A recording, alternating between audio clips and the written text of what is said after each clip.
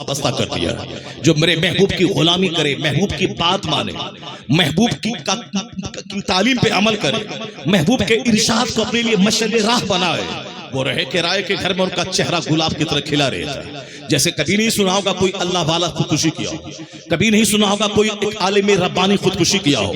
हाँ, कोई लुच्चा लफंगा कम पढ़ा लिखा मौलवी जो मस्जिद में इमामत करता था, तनख्वाह नहीं बढ़ी, वह फांसी के फंदे पे लटक गया। उस मौलवी को तो लटक ही जाना चाहिए, उसको तो फांसी के फंदे पे जाके जहन्नम ही चला जाना चाहिए। बदतमीज, तुमने क्या पढ़ा कुरान में, तुमने क्या पढ़ा हदीस में? अगर ये बदतमीज फांसी पे लटकने वाला, ये बदतमीज अगर मुस्तफा की जिंदगी पढ़ लेता, ये तो सिर्फ नात पढ़ने के लिए वह हिंदी में कलाम लिखा, ये तो मस्जिद में इमामत करने के लिए वह 10 सूरत को रट लिया है। ये बदतमीज अगर मुस्तफा की सीरत पढ़ लेता कि 2-2 महीने तक हुजूर के चूल्हे में आग नहीं सुलगती थी, 2-2 महीने तक मुस्तफा के चूल्हे में आग नहीं सुलगती थी, खजूर और पानी पे गुजर बसर होता था। सैयदा आयशा से पूछा किसी साहबी ने कि कैसे गुजर बसर होता था? कहा सिर्फ इल्ला सौदान, 2 काली चीजों से, खजूर और पानी से। अलबत्ता पड़ोस में एक शख्स था जो कभी कभार बकरी दूह कर दूध हुजूर की खिदमत में प्याले में पेश कर देता था, और हुजूर ना खा करके वह दूध मुझे दे दिया करते, ना पी करके मुझे दे दिया करते थे। ये 2-2 महीने तक चूल्हे में आग नहीं सुलगती थी। सैयदा आयशा कहती है रायतुल हिलाल व रायतुल हिलाल अल-उखरा सुम्मा रायतुल हिलाल अल-उखरा, मैं चांद देखती, फिर दूसरे महीने का चांद देखती, तीसरे महीने का चांद देखती, लगातार 2 महीने गुजर जाते, मगर चूल्हे में आग नहीं सुलगती थी कि रोटी बना ले, सालन बना ले। किसकी नकल करता है तू? किसी राम की, किसी सीता की, किसी महाभारत को पढ़ता है, कोई गीता पढ़ता है, मॉडिफाइड बाइबल पढ़ता, क्या पढ़ता है तुम? अगर तुम मुस्तफा को पढ़ लिए होते तो कभी ये 5000 रुपए तनख्वाह की वजह से ये खतरनाक कदम उठा के तुम खरबों साल के जहन्नम में नहीं जाते, खुदकुशी करके अपनी जिंदगी को आग में नहीं डालते। अगर मुस्तफा को पढ़ लेते तो तुम सब्र के साथ रहते। अगर सब्र नहीं होता तू तो जवान था, अब इमामत छोड़ करके तू जाके फैक्ट्री में नौकरी करता, वहां 25,000 महीना कमाता, दुनिया में जीने का हुनर सीखता, उसके बाद फिर मुसीबतों की आंखों में आंखें डाल के सब्र के साथ दुनिया में जिंदा रहता। जो मुस्तफा से हट के जिएगा उसे तो जहर खा के मरना ही पड़ेगा, और जो मुस्तफा को पढ़ के जिएगा वह गरीब रहेगा तो मुस्कुराता रहेगा, मालदार रहेगा तो मुस्कुराता रहेगा।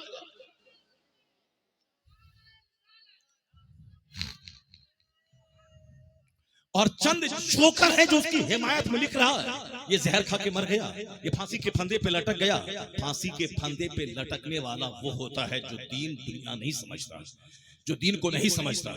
सुशांत सिंह राजपूत तो अरबों में खेलता था, वो क्यों फांसी के फंदे पे लटक गया? सिर्फ गरीबी से झुंझला के बहुत सारे लोग हैं जो मकतब में कमाते हैं 5,000 रुपए महीना, कहां जहर खा के मर रहे हैं। बहुत सारे लोग हैं हमारे झालिदा में जो ठेला और रेड़ी पे सेब के बेचकर दिन में 300 रुपए कमा के जीते हैं, कहां वो खुदकुशी कर रहे हैं। बहुत सारे लोग हैं सड़क के किनारे, वो सेब और फटा हुआ संतरा बेचते हैं, 200 रुपए कमाते हैं, कहां जहर खा के मरते हैं। बहुत सारे हमारे समाज के मजदूर हैं जो 5 घंटे 8 घंटे ईंट ठोकर नीचे से 3 मंजिला मकान पे ईंट चढ़ाते हैं पसीने में शराबोर होके, वो कहां खुदकुशी करते हैं, वो कहां जहर खा के मरते हैं। जहर खा के मरेगा वो जो कुरान नहीं पढ़ेगा, फांसी के फंदे पे लटकेगा वो जो हुजूर की हदीस नहीं पढ़ेगा, फांसी के फंदे पे लटकेगा वो जो सरकार की सीरत से रोशनी हासिल नहीं करेगा, और जो पढ़ के सिर्फ दूसरों को सुनाएगा और खुद अपना अमल नहीं करेगा, उसे तो जहर खा के मरना ही पड़ेगा। इसलिए मैं तुमसे कहता हूं कि दीन सीखो, मुस्तफा को अपना आइडियल मान लो, सरकार दो जहां की सुन्नत को सीख के अपने घर में सुन्नतों का माहौल पैदा कर। अगर 5 दिन का फाका भी होगा तो तेरे घर में अगर अहले बैत की मोहब्बत है तो सैयदा फातिमा 3 दिन से भूखे हैं, मौला अली 3 दिन से भूखे हैं, उनकी कनीज फिजा 3 दिन से भूखी है, 3 दिन का रोजा है। यहूदी के यहाँ से आटा कर्ज ला के रोटी बनाई गई है, इफ्तार के टाइम में एक मिस्कीन आ गया, रोटी उठा के दे दी गई, पानी पी के रोजा, दूसरा रोजा चालू है।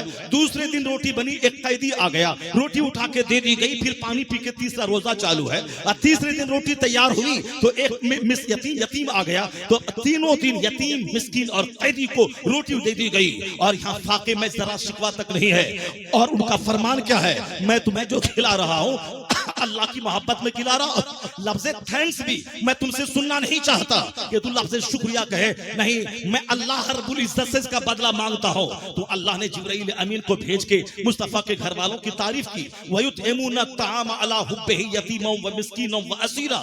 और खिलाने के बाद कहते हैं इन्नमा नुतइमुकुम लिवजहिल्लाह ला नुरीदु मिनकुम जज़ाअ वला शुकुरा।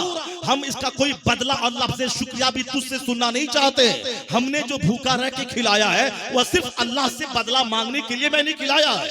इसका सारा अज्र अल्लाह से मैं चाह रहा हूं, अल्लाह से मैं चाह रही हूं। सैयदा फातिमा के कौल को नकल किया गया। यह 3 दिन का फाका है, मगर अल्लाह की रज़ा पे राजी है वह लोग जिसके सब्र की धूम आसमान पे मची है। जनाब जिब्राइल अमीन सूरह तहर की आयत में नासिल हो गए। तो जहां सब्र है, जहां तवक्कुल है, जहां कनात है, उसी का चर्चा आसमानों में है, उसी का चर्चा फरिश्तों की झुरमुट में है।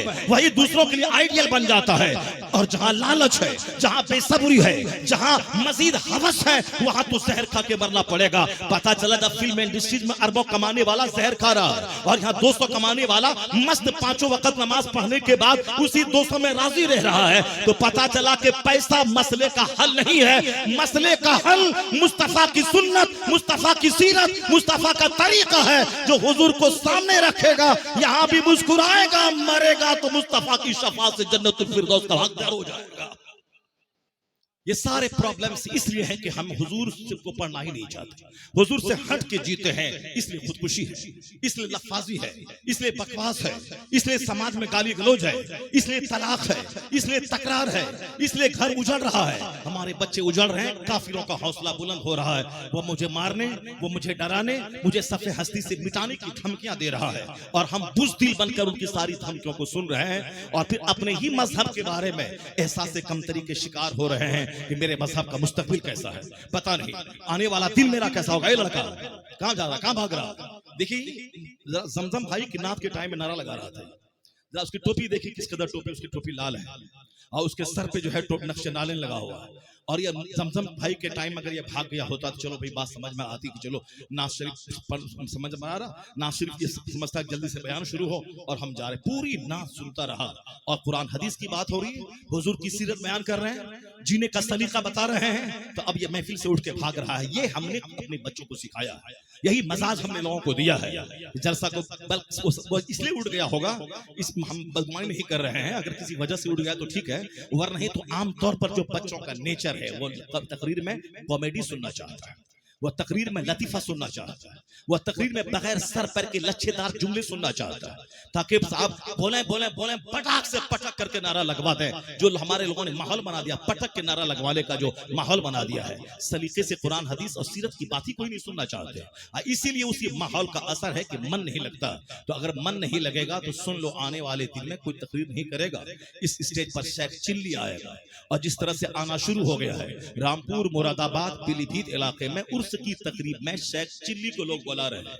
वह शेख चिल्ली पूरी टीम के साथ 5 लाख 6 लाख रुपए लोग देते हैं उसको, और उसको 5 स्टार होटल में रखते हैं। हम जैसे मौलवियों को तो जहां तहां लोग रखवाते हैं, अब बिस्किट और दालमूट खिलाते हैं, और उन शेख चिल्ली को आदमी 5 स्टार होटल में रखता है और लग्जरी कार, कीमती कार में उसको लाता है और उसको 5 लाख रुपए जो फीस उसकी वो देता है। और दौराने लतीफा जो लाखों रुपए उस पर छूट की शक्ल में आते हैं, वो सब लेके समेट के 10 लाख पे जाता है। क्या बोला वो? सिर्फ लतीफा इतना हंसाया कि हंस हंस के पेट में दर्द होने लगा सारे लोग। इसके जिम्मेदार हम हैं। जब हम तकरीर में कुरान हदीस नहीं सुना करके लतीफा सुनाएंगे तो कमेटी वाला तो बोलेगा तुमसे अच्छा लतीफा तो शेख चिल्ली सुना रहा है, तुमसे अच्छा लतीफा शेख चिल्ली सुनाता है, उसको ही क्यों नहीं बोला है? जब तुम भी लतीफा ही बोलता है और तुम भी लतीफा ही सुनाता है तो क्यों नहीं बेहतर है कि शेख चिल्ली को बुला ले? अगर तुम नात में हु करके कव्वाली का मजा लेके सुनाता है और अपने से ला करके मशीन पे उंगली डाल डाल करके उसे गाने बजाने म्यूजिक की आवाज निकालता है, फिर तुमको लोग क्यों सुनेगा? कव्वाल की क्यों नहीं बोलाएगा? कव्वाल आएगा, हारमोनियम और तबला से सजा हुआ स्टेज पर बैठेगा, अब वह सुनाएगा, लंबा लंबा बाल रखेगा, रखेगा वो कव्वाल सुनाएगा। जब तुम भी नाज शरीफ में कव्वाली ही का रंग भरना चाहता है तो तुझसे अच्छा रंग तो कव्वाल भर देगा, इसे कव्वाल को लाया जाएगा। अगर आपने जलसे की कद्र नहीं की, कुरान हदीस के सुनने का माहौल नहीं बनाया और नात खानी को कम नहीं किया, सिर्फ एक नात होगी जैसे अजमल और बेकल पढ़ते थे, 5 अशार पढ़ते थे, उसके बाद 5 घंटे की तकरीर होती थी। नज़ामी साहब हैं, अल्लामा रसूल कादी अलैहि रहमा है, वह साहब बड़े बड़े खुतबा आ रहे हैं, नात हुई 5 मिनट के लिए, उसके बाद सिर्फ खिताब हो रहा है। और बाद के दिनों में जब नात खानी लंबी हुई तो हमारे बुजुर्गों ने कहा था कि आने वाले वक्त में फिर देखना ये सर का दर्द हो जाएगा। बुजुर्गों ने कहा था और वाकई आज सर का दर्द हो गया। आज तकरीर कोई सुना नहीं चाहता है सिवाय नात खानी के। इसलिए महफिल को अगर बचाना है शेख चिल्ली से, और महफिल को बचाना है कॉमेडियन से, महफिल को बचाना है कव्वालों से, तो आलिमों को की कद्र करनी होगी, तकरीर को सुनना होगा, और तकरीर में कहानी किस्सा कॉमेडी को हटाकर सिर्फ कुरान पढ़ना होगा। अल्लाह बड़ा है तो अल्लाह की बात भी सबसे बड़ी है। जो हौसला अल्लाह की बात से मिल सकता है वो गैर खुदा की बात से मिल ही नहीं सकता। ये कसूर हमारा है कि मैं मुताला नहीं करता, इसलिए मैं कॉमेडी का सहारा लेता हूं, मैं कहानी का सहारा लेता हूं। अगर तुम खतीब हो तो कुरान पढ़ो, कुरान पढ़ के लोगों को बताओ, लोगों को हौसला दो, हुजूर की हदीस पढ़ के बताओ कि हुजूर ने क्या कहा है। फिर उसके बाद तब खिताबत का हक अदा होगा। किस्सा कहानी और कॉमेडी से नहीं होगा। हा हा हा हा करने से काम नहीं चलेगा, एक्टिंग करने से काम नहीं चलेगा, लिबास बदलने से काम नहीं चलेगा। कुरान पढ़ के सुना, हुजूर की हदीस सुना, सरकार की सीरत सुना, और महफिल 1 घंटे की हो मगर पूरी मजहबी महफिल हो, ना कि उसमें दुनिया उसमें मिक्स हो जाए। अगर ऐसा हुआ तो यहाँ से नौजवान उठेंगे तो मस्जिद की बर्बादी का रोना नहीं, मस्जिद की आबादी का मंजर देखने को मिल जाएगा। अल्लाह तबारक व तआला हम सबों को दीन सुनने, दीन सीखने और दीनी महफिलों की कद्र की तौफीक अता फरमाए। मैंने बात वहां से उठाई थी, वाज से दिल जिंदा होता है, तकरीर से आदमी का ख्याल बदलता है, आदमी जिंदगी में यू टर्न लेता है। कैसे लेता है, एक मिसाल में देता हूं आपको कि गुफ्तगू कैसे आदमी की तकदीर बदल देती है, गुफ्तगू आदमी के कैसे सोच बदल देती है, गुफ्तगू का क्या असर होता है।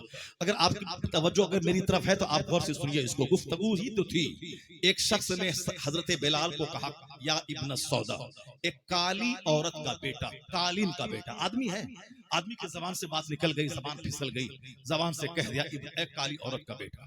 उन्होंने नहीं हाथ उठाया कि तुमने हमको क्यों कहा कालीन का बेटा, तुमने मेरी माँ लगा कि मुझको क्यों कहा, मार देंगे काट देंगे। नहीं, मारने काटने की बात वो करता है जिनके पास अकल नहीं होती है।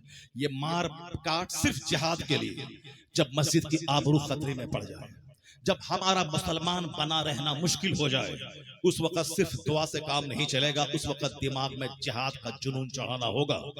मरना तो है ही, चाहे बुज़दिल बन के क्यों मरे, हॉस्पिटल में एड़ी रगड़ के क्यों मरे, क्यों दूसरों के सामने घिघिया के मरे, मौत मरे वो 2-4-10 मुशरिकीन को जहन्नम पहुंचा दे, फिर शहादत की मौत मरे, फिर शहादत की मौत मरे। ये है, वो है जिहाद। जिहाद कब है, जब मेरा नमाज पढ़ना मुश्किल हो जाए। जिहाद वो है जब मेरा कुरान पढ़ना मुश्किल हो जाए। जिहाद उस वक्त में जबकि मेरी मस्जिद की आबरू का बचना मुश्किल हो जाए, उस वक्त फिर जिंदगी किस काम के लिए है।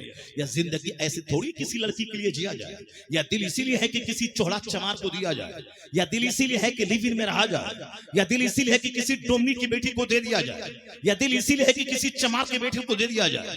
जो लोग मोबाइल चला रही है, हमारी बेटियां मोबाइल चला रहे हैं, कि जो भी उसमें नजर आया, चाहे वह चमार हो, चाहे यूज्ड हो, चाहे उसका 5 हमल गिर चुका हो, नहीं, ये मेरे लिए है, मैं इसके लिए पैदा हुआ हूं, ये मेरे लिए पैदा हुई है। ये तमाशा है, और वो भी दिन रात नहीं, अब्बा अम्मू हमको इसी से शादी करा दिए, चमार है, चौड़ा है, डोम है, हरिजन है, दलित है, कुछ भी है, सुअर चराने वाला है, मगर हम शादी इसी से करेंगे।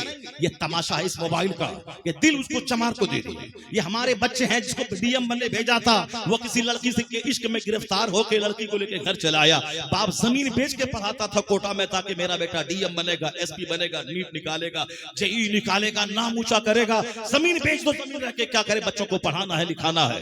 जमीन बेच दिया, घर किराए पे रख दिया ताकि मेरा बेटा पढ़ेगा, मेडिकल निकालेगा, आईएएस निकालेगा, यूपीएससी निकालेगा, मेरा बेटा नाम ऊंचा करेगा। अब वहां बेटा छोकरीबाजी करके चला गया, वहां से लड़की को लेके चला आया, तो मेरा बेटा इश्कबाज हो रहा, और दूसरों हरिजनों के बच्चे डीएम बन रहे हैं, और मेरी बेटी इश्कबाज हो रही। और हरिजनों की बेटी 4 बच्चे की मां होने के बाद मेरे बिहार में वो बीपीएससी कंप्लीट करके वह ब्लॉक डेवलपमेंट ऑफिसर बन रही है, और हमारी बेटियां कुंवारी ही में सारा फोकस मोबाइल पे देके और किसी चमार को दिल दे रही है। अब साहब को हरिजन की बेटी डीएम बन रही है। यह है जो मोबाइल पे फोकस करेगा उसका दिल तो उजड़ ही जाएगा, और जो किताब पर फोकस करेगा वो अपने समाज का नाम रोशन करेगा, वो अपने खानदान का नाम रोशन करेगा, वो पढ़ने लिखने के बाद अच्छी जिंदगी गुजारने का एक सामान करेगा। ये दिल नहीं है कि जिसको तिसको दिया जाए। दिल की हिफाजत कर, दिल को उजड़ने से बचा, और पूछ आला हजरत से ये दिल किस काम के लिए है, तो आला हजरत आशिक रसूल बताएंगे दिल है वो दिल जो तेरी याद से मामूर रहा, सर है वो सर जो तेरे कदमों पे कुर्बान है। यह दिल मुस्तफा की मोहब्बत के लिए है, यह दिल हुजूर की मोहब्बत के लिए खाली कर दें। बच्चों को बचपन से ही गुट्ठी में मुस्तफा की मोहब्बत पिला दें।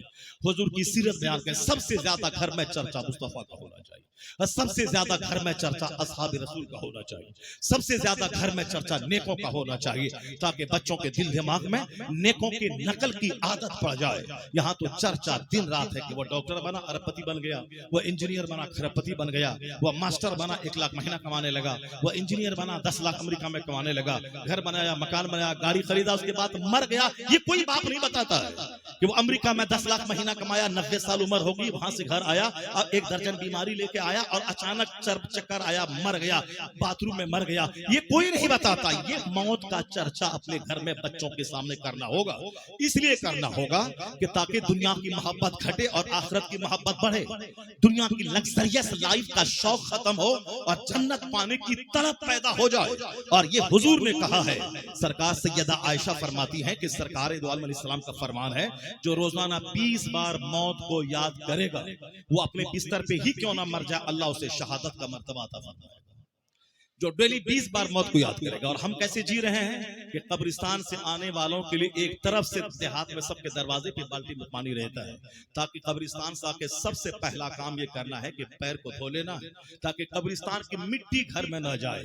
अगर मिट्टी घर में चली गई तो 1 साल के अंदर में सारा घर उजड़ जाएगा और घर के सारे लोग मर जाएंगे।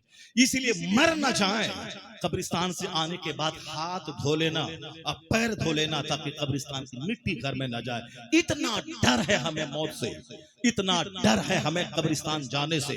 चाहे जितना भी डरो, उससे कुछ भी नहीं होने वाला है। अल्लाह का फैसला है, फैजा जा अजलुहुम ला यस्ताखिरून साअतुम वला यस्तक़दिमून। जब मौत का वक्त आएगा तो एक लम्हा न आगे होगा न पीछे होगा, 1 सेकंड आगे पीछे नहीं होगा। ये मुंह में मिट्ठू बनते रहो कि एम से लेके जाते तो बच जाता, पीएमसीएच लेके जाते तो बच जाता, रिम से लेके जाते तो बच जाता।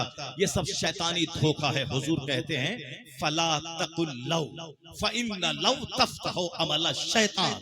ये हदीस में आया है कि इन केस अगर, इसको अरबी में कहते हैं लौ, लाम वा जबर लौ, लौ का माना होता है इन केस, अगर, काश। हुजूर कहते हैं कि ये मत बोला कर कि अगर हम लेके जाते तो वहां बच गया होता। बेशुमार लोग इंडिया के हैं जो इलाज कराने अमेरिका जाते हैं और वहां से शिफायाब हो के बहुत कम लोग आते हैं, डेड बॉडी लेके आते हैं। अगर शिफा अमेरिका में रहती तो डेड बॉडी नहीं आती। अगर शिफा दिल्ली के एम्स में रहती तो दिल्ली से एम्स से रोजाना 200 लाशें नहीं निकलती। अगर शिफा रिम्स और एम्स में रहती तो वहां से डेड बॉडी रोजाना 10, 20, 50 की तादाद में नहीं निकलती। पता चला एक तदबीर है, इलाज कराना है, इलाज कराना है, डॉक्टर के पास जाना है। बाकी विश्वास अल्लाह की जात पे रखना है कि जो खुदा चाहेगा वही होगा। और जब बच्चा मर जाए, बाप मर जाए, ये ना बोले कि वहां जाते तो बच जाता, ये नहीं बोले, बोले यही बंदों के चाहने से क्या होता है, वही होता है जो मंजूरी खुदा होता है। जो अल्लाह ने चाहा वही हुआ। अगर लो इन केस अगर बोलेगा तो हुजूर क्या कहते हैं, तफ्तहु अमल शैतान। शैतानी सोच का दरवाजा खुलता है वहां से। तकदीर पर यकीन करना जरूरी है कि जो अल्लाह ने लिख दिया है वह होकर रहेगा। और इन केस वाला जुमला उस तकदीर पर ईमान को कमजोर कर देता है। इसलिए ब्लाइंडली आंख बंद करके मानना पड़ेगा, जो अल्लाह ने लिख दिया वह होके रहा। हर पैदा होने वाले को मर ही जाना है। ये बात अपने बच्चों को बताना पड़ेगा। अपनी बीवी को बताना पड़ेगा और अपने घर में डेली 20 बार मौत को याद करना पड़ेगा। और जो 20 बार डेली दुआ करे हर नमाज के बाद, अगर 4 बार ही वह बोलेगा अल्लाहुम्मा बारिक ली फी मौती, ये अल्लाह मेरी मौत में बरकत अता फरमा, वफी मा बादल मौत, अगर ये दुआ करे 5 बार हर नमाज के बाद, तो हर 5 नमाज में अगर हर नमाज के बाद 4 बार बोले तो 20 बार हो जाएगा। और हदीस की रोशनी में जो 20 बार रोजाना मौत को याद करेगा वो अपने घर ही में क्यों ना मर जाए, अल्लाह शहादत का मर्तबा अता फरमा देगा। और हुजूर फरमाते हैं अक्सरू जिक्र हादिमी लज़्ज़ातिल मौत, सरकार कहते हैं कि लज्जतों को ढा देने वाली चीज जो मौत है उसको कसरत से याद करो। कुरान शरीफ में कसरत से मौत का चर्चा आया है, मगर यहाँ हाथ भी धो के मिट्टी झाड़ते हैं ताकि कब्रिस्तान की मिट्टी घर न पहुंचे, और दरवाजे पे बाल्टी में पानी है, पांव धो ताकि कब्रिस्तान की मिट्टी घर में न पहुंचे। अगर बोल दिया कि अगर मैं मर गई तो मेरी अम्मी तुम रोना मत, तो फिर कयामत उस सर पे उठा लेती है माँ कि तुम ये जुमला बोला कैसे, तुम मुंह से मौत निकाला कैसे। मत निकालो, मौत की बात नहीं बोलना वरना मर जाओगे। यह है जाहिल माँ, यह है ये जाहिल बाप। उन्हीं जाहिल माँ बाप की सोहबत में रहने वाले जाहिल बच्चे जो साहब जिंदगी की तमन्ना रख रहे हैं, अब मौत का चर्चा नहीं करते कि शाम के वक्त में मौत आएगी। आज दूसरे का ऐलान हुआ अब्दुल समद भाई नहीं रहे, कल फजर के बाद उसके जनाजे की नमाज होगी। ये नहीं समझा कि कल हो सकता है कि मेरे नाम का ऐलान हो जाए कि कल फला साहब नहीं रहे और जोहर के बाद उनके जनाजे की नमाज पढ़ी जाएगी। रोजाना 5 टाइम अजान अब कम हो रही है और अजान होती 5 टाइम और जनाजे का ऐलान 10 बार हो रहा है। उसके बावजूद भी दिल नहीं कांप जाता कि कल मेरा ऐलान होगा। नहीं, इस्लाम ने इस बात पे जोर दिया है कि दुनिया से ज्यादा आखिरत से मोहब्बत कर। यही वजह है कि कुरान में 114 सूरतों में सबसे ज्यादा आखिरत का चर्चा है, सबसे ज्यादा मौत का चर्चा है। हम पढ़ते नहीं, बताते नहीं है। सूरह जिलजाल पढ़ के देखिए, इज़ा ज़ुलज़िलतिल अर्दु ज़िलज़ालहा व अखरजतिल अर्दु अस्क़ालहा व क़ालल इंसानु मा लहा यौम इज़िन तुहद्दिसु अख़बारहा बिअन्ना रब्बका औहालहा यौम इज़िन यस्दुरुन नासु अश्तातन लियरौ अमालहुम फमन यअमल मिस्क़ाल ज़र्रतिन खैरन यरा व मन यअमल मिस्क़ाल ज़र्रतिन शर्रन यरा। इस सूरत का नाम सूरह जिलज़ाल है। इसकी फजीलत हदीस में आई है कि जो एक बार पढ़ ले उसे आधा कुरान पढ़ने का सवाब मिल जाता है, निस्फ कुरान का। और नमाज के अंदर में इस सूरत को कसरत से पढ़िए। अगर सूरह आदियात के बारे में आया है जो इसके बाद की दूसरी सूरत है, जो उसको एक बार पढ़ ले आधा कुरान का सवाब मिलता है। अगर आपने जोहर की नमाज में पहली दोनों रकात में जिलजाल और आदियात पढ़ लिया तो नमाज तो हो ही गई, फर्ज अदा हो ही गया, एक खत्म कुरान का सवाब भी मिल गया। अगर आपने नफल नमाज में 3 बार दोनों रकात में सूरह इखलास की तिलावत की, नमाज भी हो गई, सजदा क़याम क़ुऊद का अज्र भी मिला और 2 खत्म कुरान का सवाब भी मिल गया नमाज के अंदर में। अब उस जिलजाल में क्या कहा गया है जरा गौर से सुनिए। जब यह जमीन हिला दी जाएगी, यानी जब आखिरत का ज़लज़ला, क़यामत का ज़लज़ला आएगा और यह जमीन अपने सारे बोझ को निकाल के फेंक देगी, फिर उसके बाद क्या होगा? जब लोग सफ दर सफ मैदान महशर की तरफ हिसाब के लिए बुलाए जाएंगे, उसके बाद क्या होगा? जिसको जहां तक कि बुराई अगर नेकी की होगी दुनिया में तो वहां देखेगा बंदा, और दुनिया में राई के बराबर कोई गुनाह किया होगा तो बंदा वहां देखेगा। तो इस सूरत की सब आयतों में कयामत के ज़लज़ले का जिक्र है। जमीन फटेगी, कब्र में जितने लोग दफन होंगे कयामत तक उसके निकलने का चर्चा है। सब सफ़े बांध कर अपने अमाल को देखने के लिए वो जाएंगे, और फिर राई के बराबर कोई नेकी की होगी तो वहां देखेगा। इस सूरत में सिर्फ आखिरत का चर्चा है, लेकिन हमने कभी आखिरत को अपने घर में कभी इशू नहीं बनाया। और गौसे आजम का चर्चा किया भी तो क्या किया? गौसे आजम का लंगर बांटो, मालदार बन जाओगे। गौसे आजम का तोशे कादरिया करो, मालदार बन जाओगे। गौसे आजम की नियाज हर महीने की 11 तारीख को दिलाओ, मालदार बन जाओगे। मालदार बन जाओगे, मालदार बन जाओगे, मालदार बन जाओगे। इसीलिए हमने नियाज की लंगर बांटा, तोशे कादरिया किया और खात्मे कादरिया की तकरीब की। जन्नत जाने के लिए नहीं, सुन्नतों पे अमल के लिए नहीं, घर के सारे बच्चों का मजाज मजहबी बन जाए नहीं, सिर्फ ये लंगर चलाओ पैसा बढ़ जाएगा, खत्म कादरिया करो माल बढ़ जाएगा। ये सारी बोली माल माल माल माल, ये बोली तो काफिर भी बोलता है कि हम जगन्नाथ पुरी गए तो हमारा ये महल बन गया, हम काशी विश्वनाथ बनारस गए तो वहां आए ये फैक्ट्री बन गई, हम गोरखधाम गए, गोरखपुर गए, वहां से आए ये मेरा बेटा पैदा हो गया। वही बोली तू बोलेगा जो बोली काफिर बोलता है कि बेटा मिलेगा, बेटी मिलेगी, माल मिलेगा, मकान मिलेगा, जमीन मिलेगी, दुकान मिलेगी, यही बोली बोलेगा, यही बोली सरकार गौसे आजम का इसलिए नाम है। गौसे आजम तो उस वली का नाम है जिसने 40 सिक्के सोने के डकैतों के सामने उठा के फेंक दिए। और जब डकैतों ने बोला कि तुम अगर कह देते कि मेरे पास नहीं है, ऐसी खुफिया जगह यह माल था कि हम ढूंढने के बावजूद भी निकाल नहीं पाते, तो तुमने क्यों जाहिर कर दिया कि जब मैंने पूछा माल है तो तुमने क्यों नहीं बोला कि मेरे पास माल नहीं है? मैं तो तलाश के बावजूद नहीं निकाल पाता, ऐसी पोशीदा जगहों पे माल था। गौसे आजम के तेवर ने क्या बताया? 40 सिक्के की हैसियत क्या है? 40 पहाड़ भी कोई गोल्ड का मुझको दे और कहे कि अब्दुल कादिर झूठ बोल, ये पहाड़ मिल जाएगा। गौसे आजम के तेवर ने समझाया कि मैं उस सोने के पहाड़ पे थूक दूंगा मगर ज़बान को झूठ से आलूदा नहीं करूंगा। यह सरकार गौसे आजम का कैरेक्टर। और तुम बोलता खत्म कादरिया करो, माल बढ़ जाएगा, लंगर बांटो और दौलत बढ़ जाएगी। यानी दौलत माल, जिस दौलत को गौसे आजम ने तलाक दे दी, जिस दौलत को मौला अली ने तलाक दे दिया, उसी दौलत के बारे में तुम गौसे आजम का नाम ले रहा है, उसके फातिहे से दौलत को जोड़ रहा है, उसके लंगर से दौलत को जोड़ रहा है। ये और बात है कि दौलत बढ़ जाए, वो अलग बात है, मगर नियत ये मत रख के लंगर बांटेंगे तो दौलत बढ़ जाएगी। अगर दौलत बढ़ेगी फिर वही हाल होगा कि दौलत की मोहब्बत में दिल लूट जाएगा, दौलत की मोहब्बत में घमंड पैदा होगा, दौलत की मोहब्बत में नमाज छूट जाएगी, दौलत की मोहब्बत में आखिरत का चर्चा खत्म हो जाएगा। क्योंकि जहां ज्यादा माल होता है वहां ज्यादा जीने की तमन्ना होती है, और जहां माल ही नहीं है तो क्या जीने की तमन्ना होगी? वहां मौत का जिक्र ज्यादा होता है। इसलिए अल्लाह के वलियों की खानकाहों में मौत का चर्चा होता है। हजरत अबू अब्दुल्लाह सुलेमान जज़ूली रहमतुल्लाह अलैह, जो दलाइलुल खैरात शरीफ के मुअल्लिफ हैं, जब उन मदरसे में उनका कमरा खास था, उनके वालिद को पास शिकायत पहुंची कि दूसरे कमरे में नहीं रहता है, एक टूटा सा हुजरा उन्होंने अपने कमरे में या किसी को कमरे में जाने नहीं देता है। उनका बाप परेशान हो गया कि मेरा बेटा आखिर उस बंद कमरे में करता क्या है। वो परेशान होकर एक बार गया मदरसे में, जिम्मेदार से बात की और अपने बेटे के हुजरे में गया। कौन? दलाइलुल खैरात शरीफ, कुरान शरीफ की तिलावत के बाद सबसे ज्यादा वजीफे के तौर पर जिस किताब की तिलावत उम्मत मुस्लिमा में होती है बिलखुसूस सोलहा के नजदीक, वो है दलाइलुल खैरात शरीफ। अल्लाह का वली बनाने वाली वो किताब है जिस किताब को तरतीब दिया था सुलेमान जज़ूली रहमतुल्लाह अलैह ने। अबू अब्दुल्लाह सुलेमान जज़ूली वो पढ़ने के जमाने में जहां पढ़ते थे वो एक कमरे में गोशानशी रहते थे, सिर्फ किताब पे नजर रहती थी, बाकी दुनिया से कोई मतलब नहीं था। जैसे हुजूर ताजुल शरिया गए मिस्र पढ़ने के लिए, 3 साल वहां रहे, कोहे तूर देखने नहीं गया, दरिया नील देखने नहीं गया। यहाँ तक कि 3 साल जब बच्चे पढ़ने जाते हैं अजहर, तो सबसे पहले नील देखने जाते हैं, तूर देखने जाते हैं। बच्चा अगर हमारा आगरा जाए, दिल्ली जाए, सबसे पहले ताजमहल देखने जाते हैं बच्चे। कॉलेज बाद में देखेंगे, पहले लाल किला देख लें। कॉलेज बाद में जाएंगे, पहले कुतुब मीनार देख लें। यूनिवर्सिटी बाद में जाएंगे, पहले ताजमहल देख लें। ये आम बच्चों का मजाज होता है, पढ़ाई पहले बाद में होगी, पहले हम दरिया नील देख लें। मगर ये ताजुल शरिया थे, 3 साल रहे, दरिया नील को नहीं देखा, सिर्फ दरसगाह और हॉस्टल और सिर्फ किताब देखा।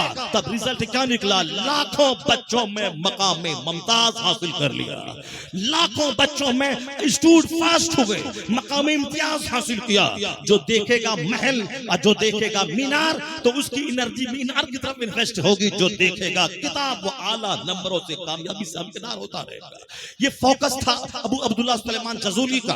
वो सिर्फ किताब और हुजरे में इबादत के अलावा कोई दूसरा काम, सिर्फ मुताला करना, इबादत करना और बंद कमरे में रहना। बाप को जब शिकायत मिली तो जब बेटे के कमरे में दाखिल हुआ तो देखा कि उनके कमरे में हर दीवार में सिर्फ ये लिखा हुआ है, अलमौत अलमौत अलमौत अलमौत, आगे पीछे दाएं बाएं। जब कमरे से बाहर निकले तो क्या कहा?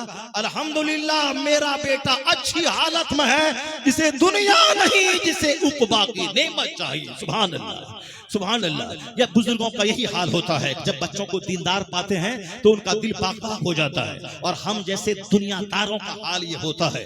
अगर बच्चा इंजीनियरिंग की तैयारी करने कोटा गया और 5 नमाज पढ़ने मस्जिद जा रहा है तो माँ बोलती है कि नमाजी बनेगा कि इंजीनियर बनेगा। अब बाप बोलता है कि नमाजी बनेगा, मौलवी मुल्ला के चक्कर में पड़ के नमाजी बनेगा कि इंजीनियर बनेगा। मौलवी के चक्कर में पढ़ेगा तो पढ़ाई तुम्हारी चौपट हो जाएगी। इंजीनियर बनने गए हो, इंजीनियर बनना, नमाजी बनने नहीं गए हो। अब जो माँ बाप बच्चों को ये कहे उनका बच्चा का जोकर होना तय है। अगर वो इंजीनियर बन भी जाए तो मुमकिन है कि वो माँ बाप की सोहबत की वजह से जो उन्होंने तरबियत की है वो काफिर हो जाए, जिस तरह आमतौर पर हो रहे हैं। इंजीनियर बनने के बाद अमेरिका गए, वही किसी क्रिश्चियन से मोहब्बत की, उसी से शादी रचा के दीन कमा के बैठा, डीएम बन गया और उसकी शादी हुई थी अच्छे घराने में, उसको तलाक दिया और किसी दूसरी चमारिन के साथ वो डीएम भाग गया। ये तो आए दिन देखने को मिल रहा है। इसलिए माँ बाप पे लाजिम है कि मकान बच्चों को देना दे, जमीन देना दे, अच्छी तरबियत करे। आज जब बच्चे दुनिया के बिगड़ने लगे तब कहते हैं दानिश्वर मकान से बेहतर है डिसिप्लिन सिखाना, गाड़ी से बेहतर है डिसिप्लिन देना। जब अमेरिका के बच्चे ड्रग्स के आदी हो गए, अमेरिका के बच्चे नाइट क्लब के आदी हो गए, जब वहां की नस्लें तबाह होने लगी और वहां के स्कूल जिनाकारी के केसेस से भरने लगे, अब वहां के दानिश्वर को फिक्र हुई कि अब व्हाइट हाउस का लीडर कौन बनेगा, इंजीनियर कौन बनेगा, बाद साइंटिस्ट कौन बनेगा। अमेरिका की टेक्नोलॉजी पूरी दुनिया में हावी है, तो बहुत बड़ा टेक्नीशियन कौन बनेगा। ये जोकर बन रहा है, ये ड्रग्स का आदी बन रहा है, ड्रग्स खा कर करके मर रहा है। तो फिर आने वाली नस्लों में कौन एबिलिटी का मालिक रहेगा जो एडमिनिस्ट्रेशन को संभालेगा। अब वहां के लोग कहते हैं कि बच्चों को पैसे की फरावानी मत दीजिए, बच्चों को डिसिप्लिन सिखाइए, सलीके हयात सिखाइए, जीने का ढंग सिखाइए, पैसा कैसे कमाएं, कैसे खर्च करें, ये तरीका सिखाइए। सिर्फ बच्चों को पैसा दे के मरने की हवस मत पैदा कीजिए, वरना अगर शराबी बच्चा हो गया तो आप 1 अरब रुपया वो 5 दिन में सबको बेच के शराब पी के खत्म कर देगा। इसलिए अच्छा बाप का गिफ्ट वो है कि जो बच्चों को वे ऑफ लाइफ सिखा दे, जीने की कला सिखा दे, जिन्हें आर्ट ऑफ लिविंग सिखा दे। तो जब बच्चा तबाह होने लगा तब आर्ट ऑफ लिविंग की फिक्र आई अमेरिका को। जब हिंदुस्तान के बच्चे एटीएम लूटने लगे तब यहाँ के प्रधानमंत्री को खबर आई कि बच्चों को आप सिर्फ अब बच्चों को पढ़ाने लिखाने के बाद नौकरी के लिए मत पढ़ाइए, बच्चों को बोलिए कि तुम चप्पल जूता सी लेना मगर पढ़ने लिखने के बाद, और तुम चाय की दुकान पे गिलास धोना मगर पढ़ने लिखने के बाद। पहले सिर्फ पढ़ाई सिर्फ पढ़ाई। उसके उस वक्त पढ़ने के जमाने में कुछ नहीं सोचना है कि नौकरी मिलेगी कि नहीं मिलेगी, सिर्फ पढ़ाई। या फोकस हरिजन के घर में है, एक गांव में 10-10 टीचर है, एक गांव में 10-10 इंजीनियर है। और ये सोच मुस्लिम आबादी में नहीं है जहाँ 10-10 हजार की आबादी है, एक हाई क्लास का इंजीनियर नहीं मिलता जो बिल गेट्स के दफ्तर में अमेरिका में काम करके 15 लाख महीना कमाता हो। 10 हजार की आबादी में कोई हाई क्लास के स्कूल का हेडमास्टर नहीं मिलता, कॉलेज का प्रोफेसर नहीं मिलता, कोई जबरदस्त स्कॉलर इंजीनियर जो बेंगलोर में रह के 10 लाख वहां का आईटी सेक्टर में कमाए, ये नहीं मिलता। जोकर तो मिलते हैं कदम कदम पर, लोफर तो मिलते हैं कदम कदम पर, इश्कबाज तो मिलते हैं कदम कदम पर, दूसरों की बहू बेटी पे बुरी निगाह डालने वाला ये तो मिलता है कदम कदम पर। हम बहन की हिफाजत क्या करेगा, अपनी ही बहन की आबरू लूटने के लिए सज सज कर रोजाना गली में फिरता है, जैसे कुत्ता हर वक्त हड्डी खोजता है। उसी तरह हमारे लुच्चे लफंगे बच्चे हैं जो हर वक्त दूसरों की बहू बेटी का चेहरा ढूंढता है, और यह भूल जाता है कि मैं दूसरों की बहू बेटी का चेहरा तलाश करने मैं गली में निकला हूं। कोई मेरी माँ को देख रहा होगा, कोई मेरी बहन को देख रहा होगा, कोई मेरी बेटी को देख रहा होगा। कोई ये ख्याल नहीं करता कि हम दूसरों की बेटी को देखने निकले हैं, और कोई दूसरा मेरी बेटी को देख रहा होगा, कोई दूसरा मेरी माँ को देख रहा होगा, कोई दूसरा मेरी बीवी को देख रहा होगा। अगर ये शर्म और हया ये दिमाग में पैदा हो जाए तो कभी वो शख्स वो सच समझ कर गली कुचे में नहीं निकलेगा, दूसरों की बहू बेटी को ताक झांक करने वो नहीं निकलेगा। इसलिए आज जरूरत है अपने बाल बच्चों की तरबियत करने की, उसको बताने की। अमेरिका के जब बच्चे तबाह होने लगे तब आया है कि गिफ्ट सबसे बड़ा है उसे उसकी तरबियत करना, हया सिखा देना, शाइनेस सिखाना, मॉडेस्टी सिखाना। गिफ्ट है यही तुम्हारी तरबियत कर देना। ये पैगाम 1400 साल पहले मोहम्मद अरबी का दिया हुआ है। आका फरमाते हैं मा नहाला वालिदुन वलदहु मिन नुहलिन अफज़ला मिन अदबिन हसन। मुस्तफा कहते हैं एक बाप अपनी औलाद को जितना गिफ्ट देता है अच्छा अदब सिखाने से बेहतर कोई गिफ्ट नहीं है। जहां दुनिया की निगाह आज गई वहां मुस्तफा की निगाह 1500 साल पहले गई है। इसलिए कोई थिंकर बड़ा नहीं, कोई स्कॉलर बड़ा नहीं, कोई प्रोफेसर बड़ा नहीं। आला हजरत की जबान में सबसे आला व औला हमारा नबी, सबसे बाला व वाला हमारा नबी। सारे ऊंचों में ऊंचा समझिए जिसे है उस ऊंचे से ऊंचा हमारा नबी। नहीं बोलोगे सुभान अल्लाह? हाथ उठा के बोलो ला इलाहा इल्लल्लाह, जोर से बोलो ला इलाहा इल्लल्लाह। जब दुनिया तबाह होने लगी तब नजर इस पे गई है कि 1 करोड़ के मकान से बेहतर है कि बच्चों को जीने का सलीका सिखा दीजिए, बच्चों को डिसिप्लिन सिखा दीजिए, बच्चों को अदब सिखा दीजिए। जब बच्चे बिगड़ने लगे तब ख्याल आया बच्चों की तरबियत का।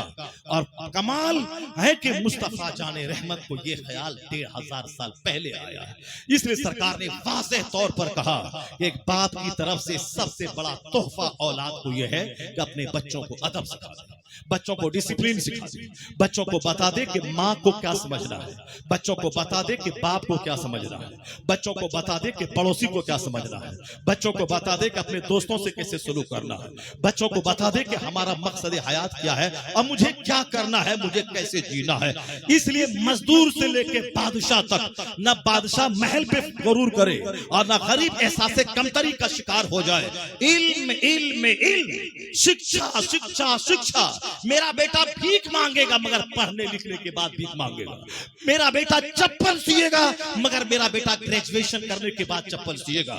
मेरा बेटा दूसरों की चाय की दुकान पे गिलास धोएगा मगर मेरा बेटा पोस्ट ग्रेजुएशन करने के बाद गिलास धोएगा। और जब बाप ये कसम खा ले अपने बच्चों को बता दे कि मुस्तकबिल के बारे में कुछ नहीं सोचना है, अभी सिर्फ तुझको पढ़ना ही पढ़ना है, याद रखें अगर फोकस किताब पे रही वो चाय का गिलास नहीं धोएगा। पोस्ट ग्रेजुएशन करने के बाद वो लेक्चरर बनेगा, वो प्रोफेसर बनेगा, वो साइंटिस्ट बनेगा, वो अदीब बनेगा, वो हक और नाहक को समझेगा, वो राइट और रॉन्ग को समझने वाला समाज का एक अच्छा शहरी बन जाएगा। इसलिए पढ़ने के जमाने में सिर्फ समाज का नाम ऊंचा करना, खानदान का नाम ऊंचा करना, अपनी जिंदगी को दूसरों के लिए मीनारे नूर बना देना। मुसलमान बच्चों को दूसरों के मुकाबले में ज्यादा इल्म पे फोकस इसलिए देना चाहिए कि चूंकि दूसरे लोगों की नजर दुनिया पे है, मेरी नजर जन्नत पे है और हमको इसीलिए पैदा किया गया है। कुरान में आया है कुंतुम खैर उम्मतिन उखरिजत लिन्नास तामुरून बिल मारूफ व तनहौना अनिल मुनकर, यानी तुम बेहतरीन गिरोह हो जो लोगों की तरफ भेजे गए हो ताकि नेकी का हुक्म दो और बुराई से रोको। खुद नेक बनो और दूसरों को नेक बनाओ, खुद बुराई से बचो और दूसरों को बुराई से बचाओ। यही मेरा मकसद हयात है।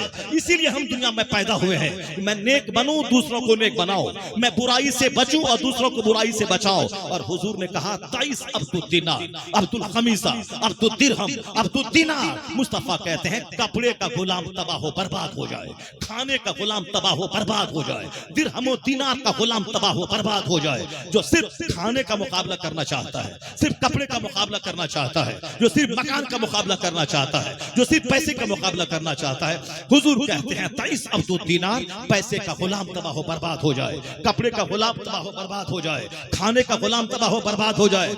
ये कीमती जिंदगी इसलिए नहीं है कि मैं सिर्फ खाने का मुकाबला करो, सिर्फ कपड़े का मुकाबला करो।